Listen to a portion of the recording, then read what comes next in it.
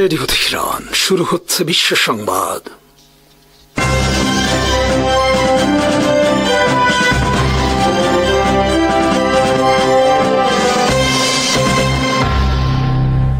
শুরুতেই সংবাদ শিরোনাম।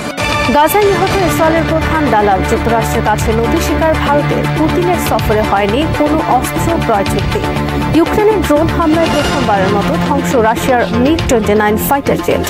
যুক্তরাষ্ট্রের খপ্পরে পড়েছে সিরিয়ার নতুন সরকার। আইএস বিরোধী অভিযানে নিহত আইএস বিরোধী সিরিয়ার এক গোয়েন্দা। গাজায় ইসরায়েলি রাজাকার বাহিনী প্রধান ইয়াসের আবু শাবাবকে হত্যা করেছে ফিলিস্তিনি একটি অস্ত্রধারী বাহিনী।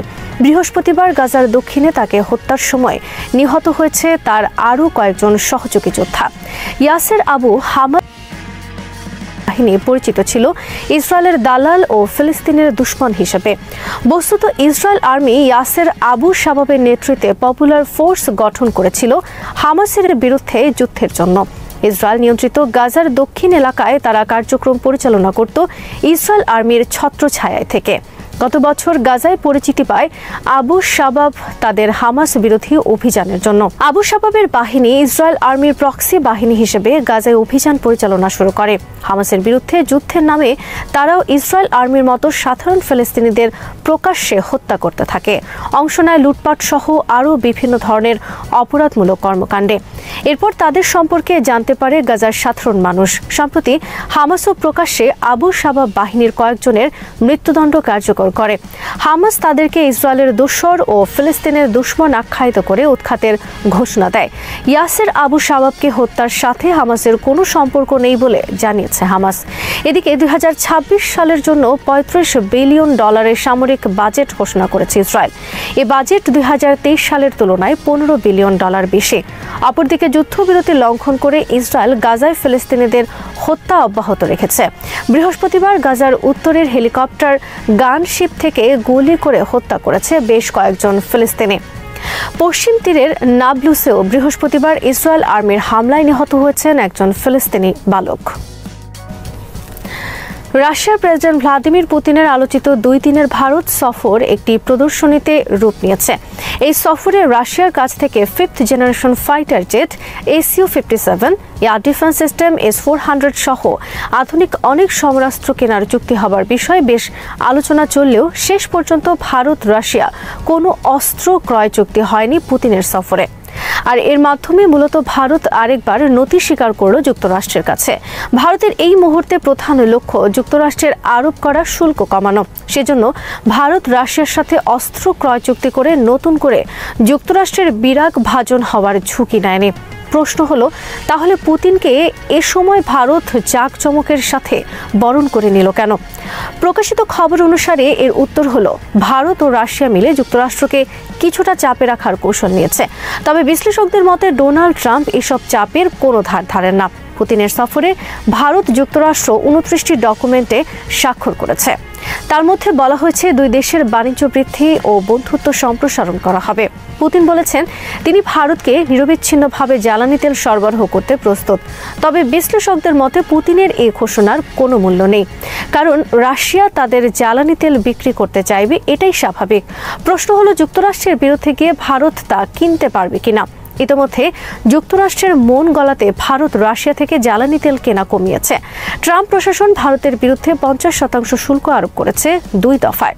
এর মধ্যে 25% আরোপ করা হয়েছে নিষেধাজ্ঞা উপেক্ষা করে রাশিয়া থেকে সস্তায় জ্বালানি তেল কেনার কারণে। এছাড়া নিষেধাজ্ঞা উপেক্ষা করে ভারত রাশিয়া থেকে S-400 মিসাইল কেনার কারণেও যুক্তরাষ্ট্র ক্ষুব্ধ ভারতের প্রতি।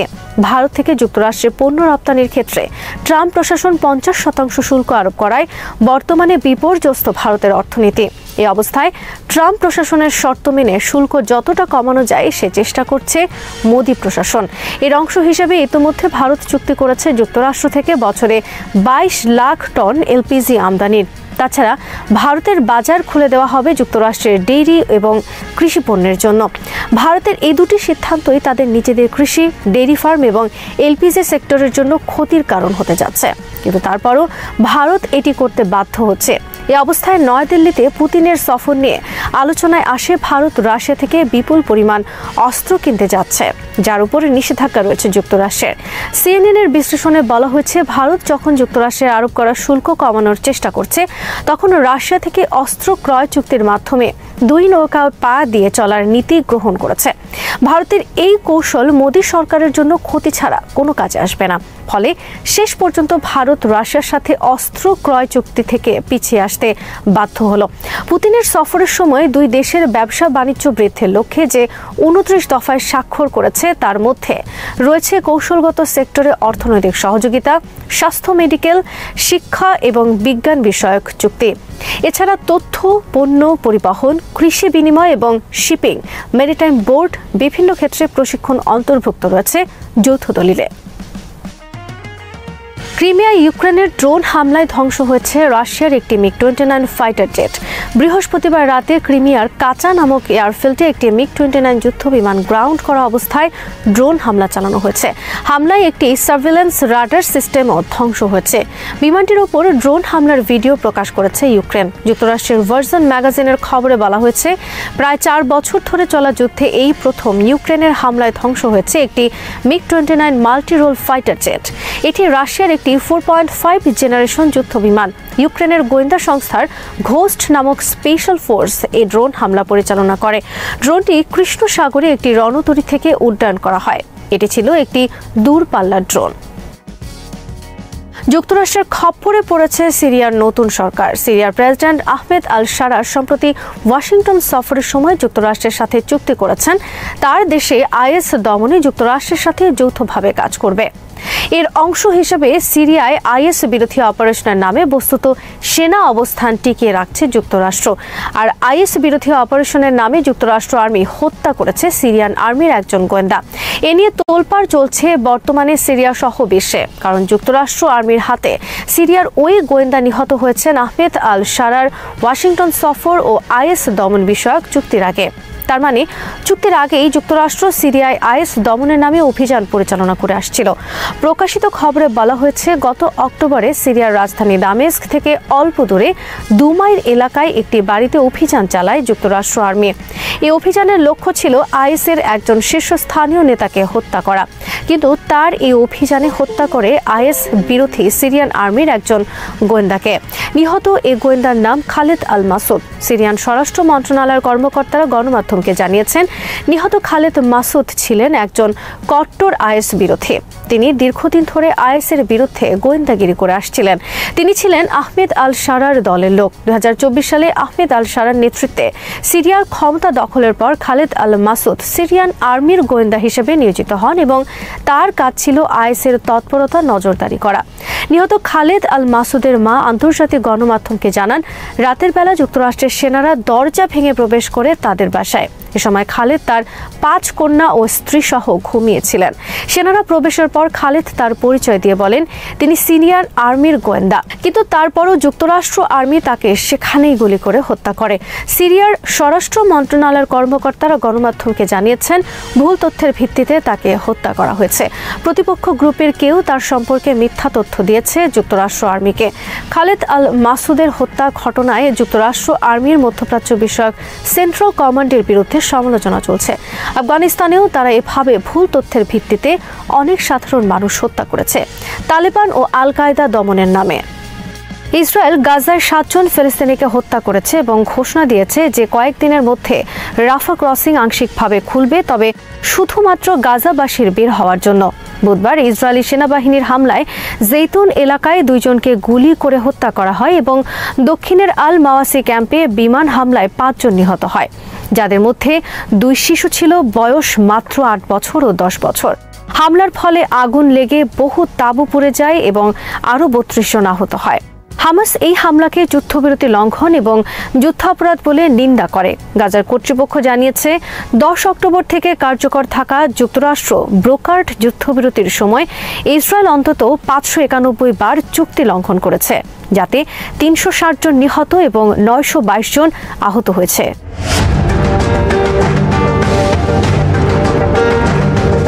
একই দিনে ইসরায়েল আন্তর্জাতিক রেড ক্রসের মাধ্যমে একটি মৃতদেহের অংশ গ্রহণ করেছে।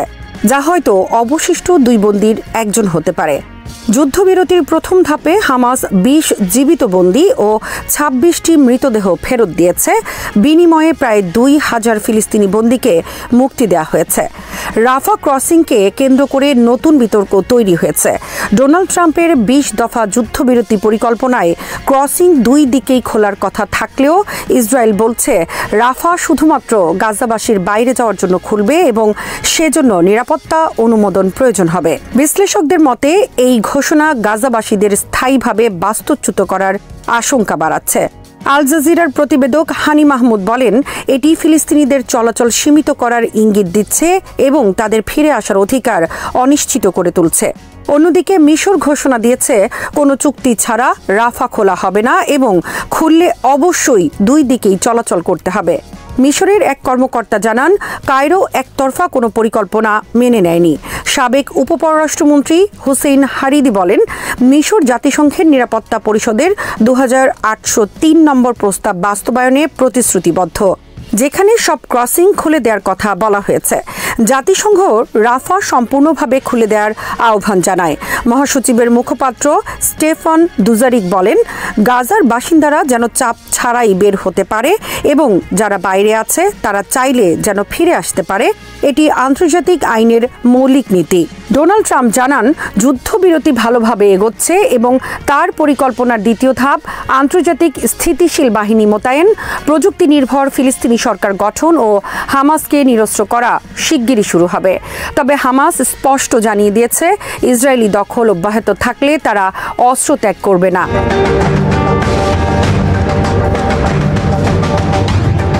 এদিকে গাজায় চিকিৎসা সংকট ভয়াবহ। বিশ্ব স্বাস্থ্য সংস্থা জানিয়েছে, অক্টোবর 2023 থেকে এখন পর্যন্ত 8000-এর বেশি রোগীকে গাজার বাইরে চিকিৎসার জন্য সরিয়ে নেওয়া হয়েছে, কিন্তু এখনও 16,500-র বেশি রোগী জরুরি চিকিৎসার জন্য বের হতে চায়। ডক্টরস উইদাউট বর্ডার্স বলছে, চিকিৎসা সরিয়ে নেওয়ার প্রয়োজন অত্যন্ত বিশাল। কয়েকটি দেশ, বিশেষ করে মিশর ও সংযুক্ত আরব আমিরাত বেশ কিছু রোগী গ্রহণ করেছে, তবে ইউরোপের বেশিরভাগ দেশ খুব কম রোগী নিয়েছে। সামগ্রিকভাবে ইসরায়েলের গাজা আগ্রাসনে এখন পর্যন্ত 70,117 জন ফিলিস্তিনি নিহত এবং 1,70,999 জন আহত হয়েছেন। 2023 সালের 7 অক্টোবর হামাসের হামলায় ইসরায়েলে 1,139 জন নিহত এবং প্রায় 200 জনকে আটক করা হয়েছিল। রাফা নিয়ে এই নতুন জটিলতা ও ইসরায়েলি হামলার ধারাবাহিকতা গাজার মানবিক সংকটকে আরও গভীর ও অনিশ্চিত করে তুলছে।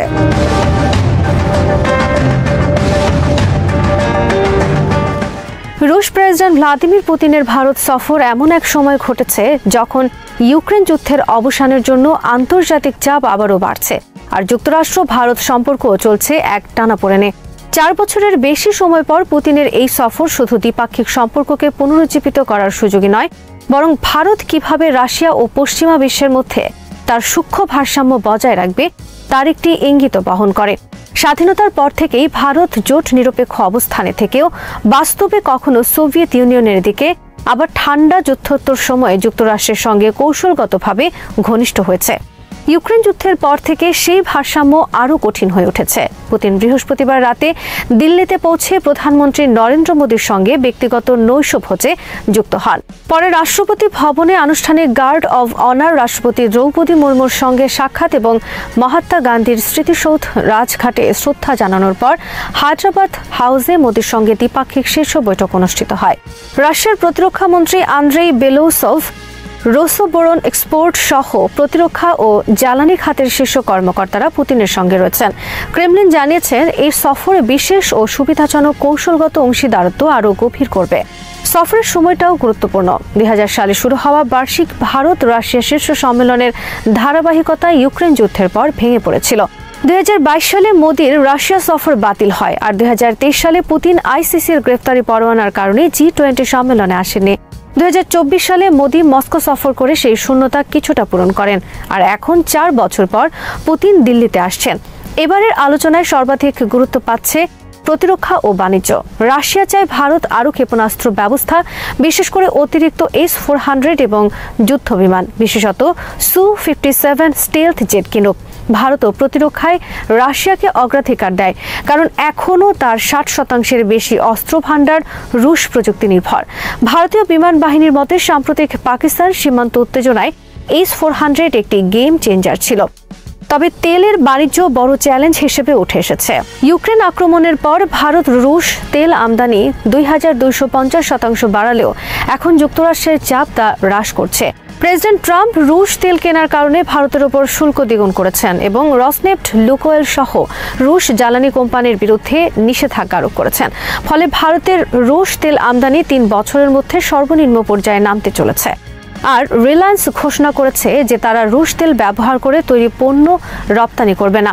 বিশ্লেষকদের মতে পুতিন দিল্লি সফরের মাধ্যমে দেশীয় জনগণ ও বিশ্বের উদ্দেশ্যে বার্তা দিতে চান যে রাশিয়া বিচ্ছিন্ন নয়, বরং বিশ্বের বৃহৎ গণতন্ত্রের একটির সঙ্গে তার সম্পর্ক মজবুত। ভারত ও যুক্তরাষ্ট্রকে ক্ষুব্ধ না করে রাশিয়ার সঙ্গে ঘনিষ্ঠতা বজায় রাখতে চায়। এটাই এই শীর্ষ বৈঠকের মূল রাজনৈতিক ভারসাম্য। পাকিস্তানের সাবেক প্রধানমন্ত্রী ইমরান খানকে প্রায় 1 মাস ধরে পরিবারের সঙ্গে সাক্ষাৎ করতে না দেওয়ায় দেশের রাজনীতিতে নতুন করে উত্তেজনা ও বিতর্ক সৃষ্টি হয়েছে।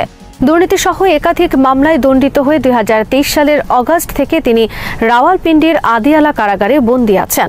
তবে পরিবারের দাবি, আদালতের নির্দেশ থাকা সত্ত্বেও দীর্ঘ সময় তাকে কারোর সঙ্গে দেখা করতে দেওয়া হয়নি, যা তার অবস্থান ও স্বাস্থ্যের বিষয়ে নানা গুজব ছড়ায়। অবশেষে তার বোন উজমা খানও মঙ্গলবার সাক্ষাৎ করতে পারলেও তিনি জানান, ইমরান খান শারীরিকভাবে ভালো থাকলেও মানসিকভাবে অত্যন্ত বিপর্যস্ত এবং বন্দিত্বের পরিবেশকে মানসিক নির্যাতন হিসেবে বর্ণনা করেছেন। তিনি অভিযোগ করেন 24 ঘন্টার প্রায় পুরো সময়ই তাকে একাকী কক্ষে আটকে রাখা হয় এবং খুব অল্প সময়ের জন্য বাইরে যেতে দেওয়া হয়। ইমরান খান বর্তমানে আল কাদির ট্রাস্ট দুর্নীতি মামলা, তোষাখানা মামলা, সাইফার ফাঁস করা এবং সহিংস বিক্ষোভ সংক্রান্ত সন্ত্রাসবাদ বিরোধী আইনের মামলা সহ বহু মামলায় দণ্ডপ্রাপ্ত বা বিচারাধীন। তার স্ত্রী বুশরা বিবিও আল কাদির মামলায় 7 বছরের সাজা ভোগ করছেন। তবে খান ও তার দল পাকিস্তান তেহরিক ইনসাফ দাবি করে আসছে যে এসব মামলা রাজনৈতিক উদ্দেশ্য প্রণোদিত।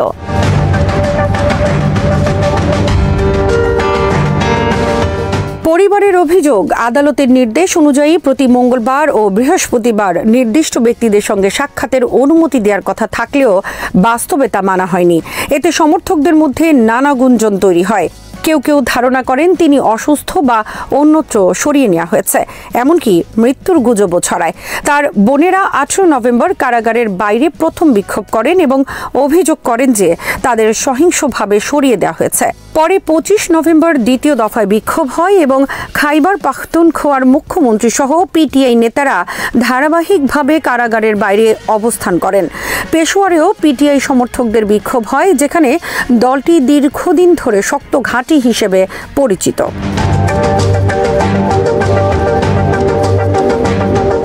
এদিকে সরকার আনুষ্ঠানিকভাবে সাক্ষাৎ বন্ধের বিষয়ে কিছু বলেনি। পিএমএলএন নেতারা শুধু দাবি করেছেন যে খানের স্বাস্থ্যের বিষয়ে যে গুজব ছড়িয়েছে তা বিদেশি গণমাধ্যমের অপপ্রচার। তবে রাজনৈতিক বিশ্লেষকদের মতে সাক্ষাৎ বন্ধ রাখা ও খানকে একঘরে করার কৌশল উল্টো প্রতিক্রিয়া সৃষ্টি করতে পারে। বিশ্লেষক ইমতিয়াজ গুল মনে করেন, সরকারের লক্ষ্য হচ্ছে খানের উপর চাপ সৃষ্টি করে তাকে রাজনৈতিক সমঝোতায় বাধ্য করা।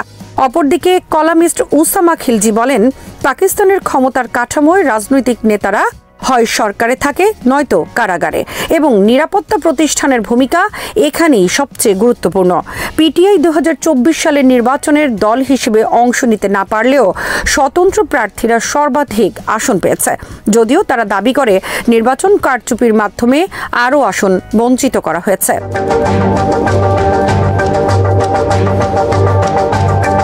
সমালোচকদের মতে ইমরান খান বর্তমানে দেশের সবচেয়ে জনপ্রিয় রাজনৈতিক ব্যক্তিত্ব হওয়ায় তার উপর এ ধরনের চাপ প্রয়োগ সরকার ও প্রতিষ্ঠানের পক্ষ থেকে একটি শক্ত বার্তা যে কেউ লাইনচ্যুত হলে কঠোর ফল ভোগ করতে হবে।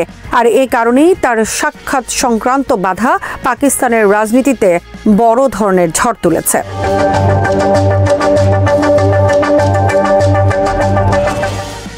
ইরানের সর্বোচ্চ নেতা আয়াতুল্লাহ সায়েদ আলী খামেনি বুধবার তেহরানে হাজারো নারীকে উদ্দেশ্য করে দেওয়া বক্তৃতায় বলেন, ইরানি নারীদের উন্নতি ও সাফল্য প্রমাণ করে যে হিজাব কোনোভাবেই অগ্রগতির পথে বাধা নয়। তিনি তার বক্তব্য শুরু করেন ইসলামের মহান নারীমূর্তি হযরত ফাতিমা জাহরা সাল্লাল্লাহু আলাইহি ওয়াসাল্লামের গুণাবলী স্মরণ করে। তার ভাষায়, এই দীপ্ত সূর্য থেকে ইরানি নারীরা পথ নির্দেশ ও অনুপ্রেরণা গ্রহণ করে নিজেদের উন্নতির পথে অগ্রসর হচ্ছেন। তিনি ব্যাখ্যা করেন, ফাতিমা জাহরা সাল্লাল্লাহু আলাইহি ওয়াসাল্লামের ইবাদত, ত্যাগ, সত্যের পক্ষে সংগ্রাম, মানুষের কল্যাণে আত্মনিবেদন, রাজনৈতিক বোধ, পরিবার পরিচালনা এবং সন্তান লালন পালনে উৎকর্ষতা নারীদের জন্য চিরন্তন আদর্শ।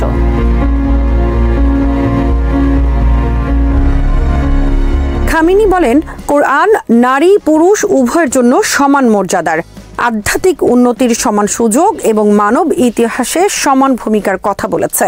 তার মতে, ইসলামের নারী নীতি উচ্চতর, প্রগতিশীল এবং ভুল ধারণাপ্রসূত ধর্মবোধ অথবা ধর্মবিরোধী মতাদর্শ উভয়কেই প্রত্যাখ্যান করে। তিনি জোর দিয়ে বলেন, ব্যবসা, সামাজিক কার্যক্রম, রাজনীতি, সরকারি পদ সহ অধিকাংশ ক্ষেত্রে নারীদের সমান অধিকার রয়েছে এবং ব্যক্তিগত ও সমষ্টিগত উন্নতির সকল পথ তাদের জন্য উন্মুক্ত। পশ্চিমা সংস্কৃতির সমালোচনা করে তিনি বলেন, সেখানে শালীনতার অভাব, যৌন প্রবৃত্তিকে নিয়ন্ত্রণহীনভাবে উৎসাহিত করা এবং নারীর মর্যাদা অবমূল্যায়ন করা হয়। এর বিপরীতে ইসলাম পুরুষ নারী উভয়ের জন্য আচরণ, পর্দা, সম্পর্ক ও বিয়ে সংক্রান্ত নিয়ম নির্ধারণ করেছে, যা সমাজের স্বার্থ ও নারীর প্রকৃত স্বভাবের সঙ্গে সামঞ্জস্যপূর্ণ।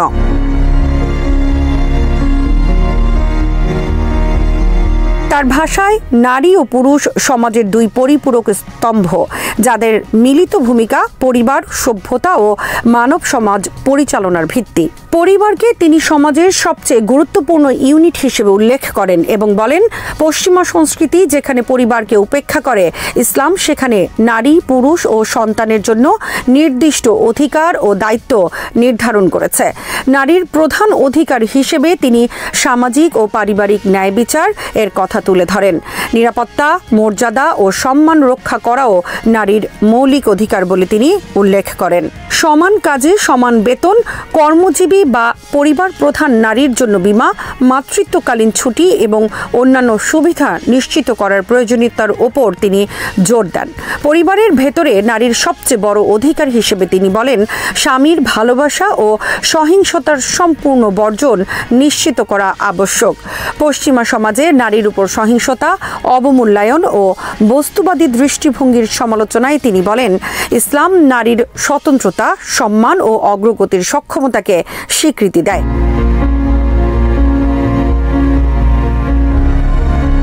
তিনি পশ্চিমা পুঁজিবাদকে দোষারোপ করে বলেন, সেখানে পরিবার ব্যবস্থা ধ্বংস, অসামাজিক প্রবণতা, কিশোরীদের প্রতি শোষণমূলক নেটওয়ার্ক এবং যৌনতার নামে স্বাধীনতা প্রচার ভয়াবহ ক্ষতি ডেকে এনেছে। কিন্তু পশ্চিমারা এসব ভুলকে স্বাধীনতা বলে প্রচার করে অন্য সমাজেও প্রতিষ্ঠা করতে চায়। খামেনি বলেন, ইসলামী পর্দাশীল নারীর অগ্রগতিতে কোনো বাধা নেই। ইরানের নারীরা বিজ্ঞান, ক্রীড়া, চিকিৎসা, সাহিত্য, রাজনীতি, সামাজিক নেতৃত্ব সহ সব ক্ষেত্রে অভূতপূর্ব সফলতা অর্জন করে এই সত্য প্রমাণ করেছেন। তার মতে, ইরানের ইতিহাসে কখনো এত বিপুল সংখ্যক শিক্ষিত, বিজ্ঞ, চিন্তাশীল নারী ছিল না। এটা ইসলামী প্রজাতন্ত্রের অর্জন।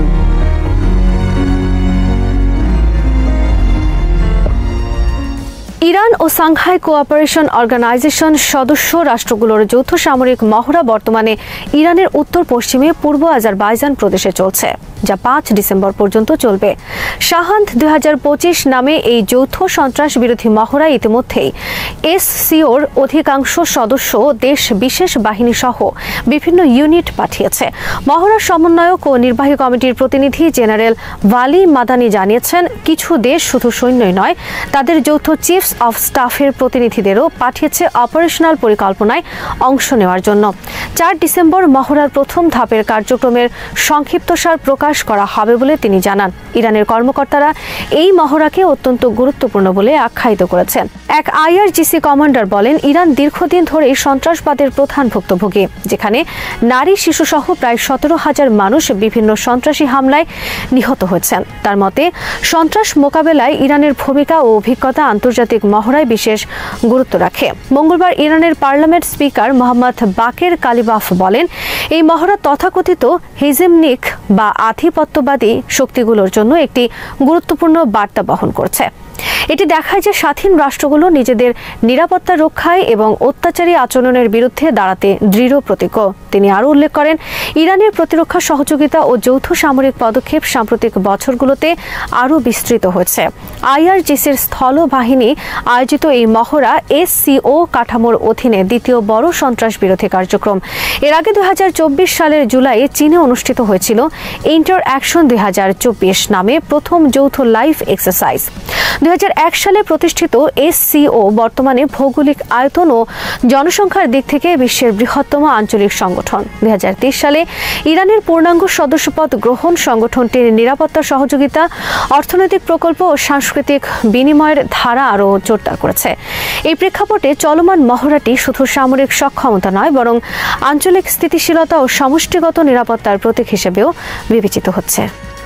পুতিন মোদির দিল্লি বৈঠক 2025 সালে এমন এক ভূ রাজনৈতিক মুহূর্ত তৈরি করেছে যা শুধু ভারত রাশিয়া দ্বিপাক্ষিক সম্পর্ককেই নতুন উচ্চতায় নিয়ে যায়নি, বরং পশ্চিমা বিশ্বের চাপের মাঝেও বহুমেরু বিশ্ব ব্যবস্থার বাস্তবতাকে আরও স্পষ্ট করেছে। আন্তর্জাতিক রাজনীতির দীর্ঘ ইতিহাসে ভারত ও রাশিয়ার সম্পর্ক এমন এক অক্ষ যেখানে অতীত, বর্তমান ও ভবিষ্যৎ একই সুতোর মালা। বিশেষ করে ইউক্রেন যুদ্ধের পর পশ্চিমা বিশ্বের ধারণা করেছিল ভারত রাশিয়া থেকে ধীরে ধীরে দূরে সরে যাবে, কিন্তু দিল্লির সম্মেলন দেখিয়ে দিল যে দুই দেশের সম্পর্ক কেবল বজায় নেই, বরং নতুন ভূ রাজনৈতিক বাস্তবতায় আরও মজবুত ও প্রভাবশালী। দিল্লির ধোঁয়াশায় মোড়ানো আকাশের নিচে পুতিনের সফর ছিল ব্যতিক্রমী প্রতীকী কূটনীতি। বিমানবন্দরে গিয়ে প্রধানমন্ত্রী নরেন্দ্র মোদীর ব্যক্তিগতভাবে পুতিনকে রিসিভ করা, একই গাড়িতে সফর, দীর্ঘ ব্যক্তিগত ডিনার, এসবই শুধু সৌজন্য নয়, বরং একত্রে বার্তা দিয়েছে যে ভারত রাশিয়ার সম্পর্ক বিচ্ছেদযোগ্য নয় এবং পশ্চিমা চাপের কাছে মাথা নত হবে না।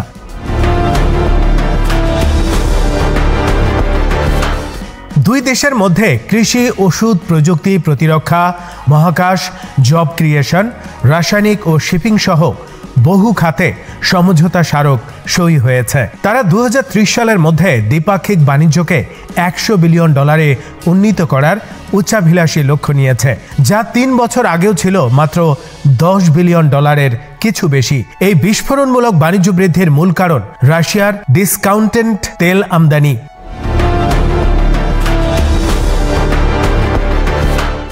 সম্মেলনের সবচেয়ে আলোচিত ঘোষণাগুলোর একটি ছিল পুতিনের বক্তব্য, ভারতে দ্রুত বাড়তে থাকা অর্থনীতির জন্য রাশিয়া তেল, গ্যাস, কয়লা ও অন্যান্য জ্বালানি নিরবিচ্ছিন্ন সরবরাহ করবে। এই ঘোষণা শুধু ভারতের জন্য নয়, এটি ছিল পশ্চিমাদের উদ্দেশ্যে একটি স্পষ্ট কৌশলগত বার্তা। ইউরোপ যখন রাশিয়ার গ্যাস কমিয়ে দিয়েছে এবং পশ্চিমা দেশগুলো নিষেধাজ্ঞা আরোপ করেছে, তখন ভারত রাশিয়ার অন্যতম বৃহৎ জ্বালানি গ্রাহক হিসেবে উঠে এসেছে। 2024 সালে ভারতের রাশিয়া থেকে আমদানির 80% ছিল তেল, গ্যাস। যুক্তরাষ্ট্রের চাপ আরও বেড়েছিল যখন ট্রাম্প প্রশাসন ভারতকে শুল্ক দিয়ে চাপ দিতে শুরু করে এবং অভিযোগ তোলে যে ভারত রাশিয়ার যুদ্ধযন্ত্রকে অর্থায়ন করছে। জবাবে ভারত স্পষ্ট জানিয়ে দেয়, জ্বালানি কেনা তার সার্বভৌম সিদ্ধান্ত। পশ্চিমা দেশগুলো নিজেদের প্রয়োজনে যখন রাশিয়ার ইউরেনিয়াম কেনে, তখন ভারত কেন জ্বালানি কিনতে পারবে না? পুতিনও এই যুক্তিকে বৈধতা দেন, যা ওয়াশিংটনের নৈতিক অবস্থানকে চ্যালেঞ্জ করে।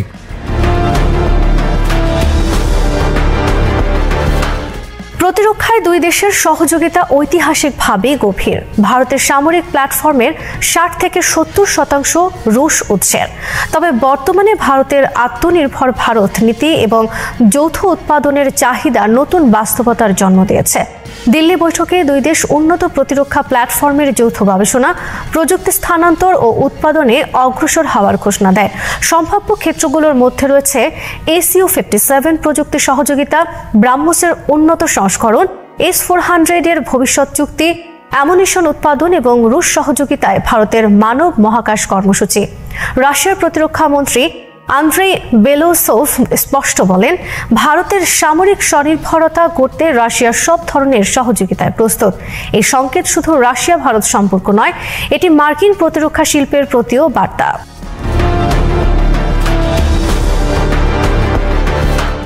ভারত রাশিয়া সম্পর্কের ঐতিহাসিক ভিত্তি তৈরি হয় কোল্ড ওয়ারের সময়, যখন পাকিস্তান মার্কিন সম্পর্ক এবং চীন সোভিয়েত উত্তেজনার প্রেক্ষাপটে সোভিয়েত ইউনিয়ন ভারতের কৌশলগত অংশীদার হয়ে ওঠে। ভারতের প্রতিরক্ষা, মহাকাশ এবং কূটনীতিক কাঠামো গঠনে সোভিয়েত সহযোগিতা আজও তার প্রভাব ধরে রেখেছে। সোভিয়েত ইউনিয়ন পতনের পর কিছুটা ভাটা দেখা দিলেও পুতিন ক্ষমতায় আসার পর সম্পর্ক আবারও ঘনিষ্ঠ হয়। বর্তমানে ভারত মাল্টি অ্যালাইনমেন্ট কৌশল অনুসরণ করছে। একই সঙ্গে মার্কিন ব্লকের সঙ্গে ঘনিষ্ঠতা, রাশিয়ার সঙ্গে ঐতিহাসিক সম্পর্ক, চীনের সঙ্গে নিয়ন্ত্রিত প্রতিযোগিতা এবং গ্লোবাল সাউথের নেতৃত্ব নেয়ার চেষ্টা।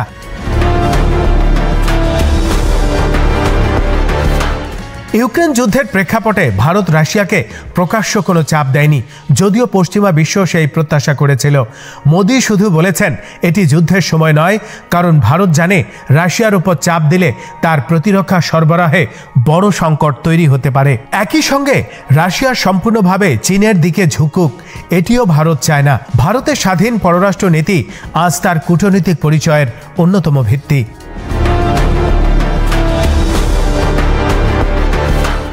2024-25 সালে যুক্তরাষ্ট্র ভারতের উপর 50% শুল্ক আরোপ করে, যা অভূতপূর্ব চাপ। রসনেফট ও লুকোইলের উপরে নিষেধাজ্ঞা ভারতের জন্য বিশেষভাবে সমস্যা তৈরি করে, কারণ রাশিয়া থেকে ভারতের তেলের বড় অংশ এই দুটি সংস্থা থেকে আসে। তবুও ভারত ঘোষণা করে জ্বালানি নিরাপত্তা কোনোভাবেই ঝুঁকিতে দেওয়া যাবে না। নিষেধাজ্ঞা আমেরিকার আইন, ভারতের নয়। এই অবস্থায় পুতিনের অবিচ্ছিন্ন সরবরাহ আশ্বাস ভারতকে কৌশলগত নিরাপত্তা দেয়।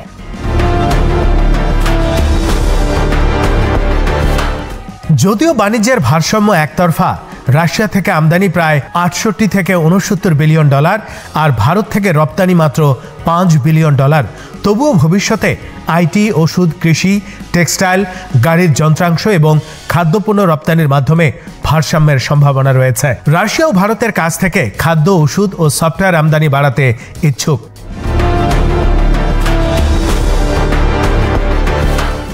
ব্রিক্স এবং এসসিওর মাধ্যমে ভারত ও রাশিয়া বহুমেরু বিশ্ব ব্যবস্থার পক্ষে শক্তিশালী অবস্থান নিয়েছে।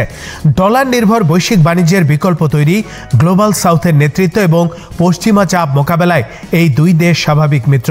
আইসিসির গ্রেপ্তারি পরোয়ানা থাকা সত্ত্বেও পুতিনের দিল্লি সফর রাশিয়ার আন্তর্জাতিক গ্রহণযোগ্যতা প্রদর্শন করে। ভারত আইসিসির সদস্য নয়, ফলে পুতিন নিরাপদে দিল্লিতে এসে রাষ্ট্রীয় মর্যাদা পেয়েছেন, যা পশ্চিমাদের কাছে এক প্রতীকী বার্তা। Russia is not isolated.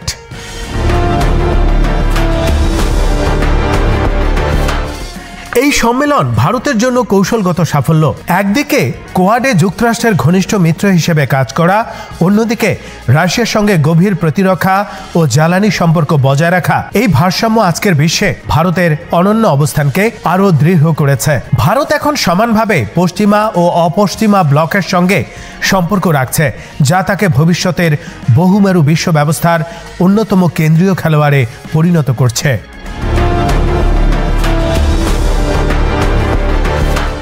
Delhi সম্মেলন ছিল এক শক্তিশালী ভূ রাজনৈতিক ঘোষণা। ভারত রাশিয়া সম্পর্ক কমছে না, বরং নতুন বাস্তবতায় আরও স্থায়িত্ব, গভীরতা ও গুরুত্ব পাচ্ছে। পুতিনের সফর প্রমাণ করেছে যে পশ্চিমা নিষেধাজ্ঞা বা কূটনৈতিক চাপ সম্পর্ককে দুর্বল করতে পারেনি।